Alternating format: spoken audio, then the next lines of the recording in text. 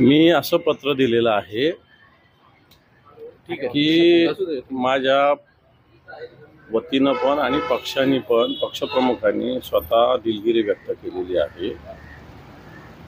ठीक एकांगीपणा झालेला आहे, पण आता जनतेचे प्रश्न सोडवण्यासाठी शेतकऱ्यांचे प्रश्न, कष्टकऱ्यांचे प्रश्न, माता भगिनींचे प्रश्न सोडवण्यासाठी अधिवेशन हे एक महत्त्वाचं असतं आणि तेच जर तुम्ही माझ्याकडून माझा एक मूलभूत नैसर्गिक अधिकार हिरावून घेत असाल तर हे चुकीचं आहे।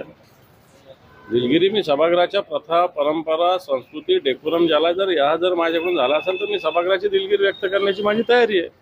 परंतु मला जनतेचे प्रश्न, शेतकऱ्यांचे प्रश्न हे तर मला मांडू द्या।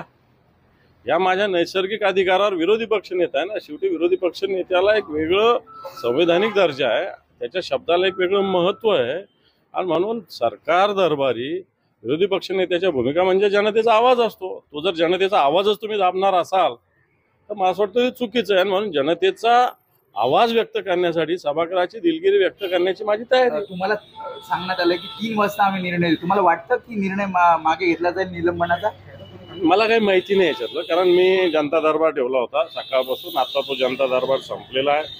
सकाळी 10-10:30 पासून मी जनता दरबारमध्ये बसलो होतो। महाराष्ट्रातील कानाकोपऱ्यातून लोक आलेले होते। मी कामात आहे, मुद्दा तो नाही।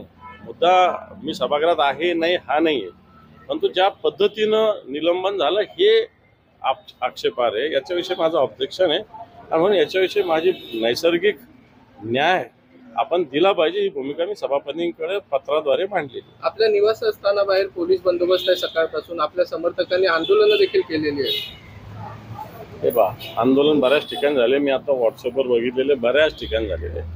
मुंबईमध्ये सुद्धा आंदोलन झालं, मी इथं आता शिवालयामध्ये आहे, इथं पण झालं, बऱ्याच ठिकाणी ग्रामीण भागात आंदोलन झाले। मला वाटतं ही कार्यकर्त्यांची, शिवसैनिकांची किंवा जनतेची एक नॅचरल रिॲक्शन आहे, कारण भारतीय जनता पार्टी ज्या पद्धतीनं एकांगी त्यांना अजून लोकसभेत दणका बसला त्याचे अजून मला असं वाटतं त्याच्या ठिकाणावर आलेले नाही ते अजून असे एकांगीपणे वागत असेल तर जनतेमध्ये रिॲक्शन येणारच।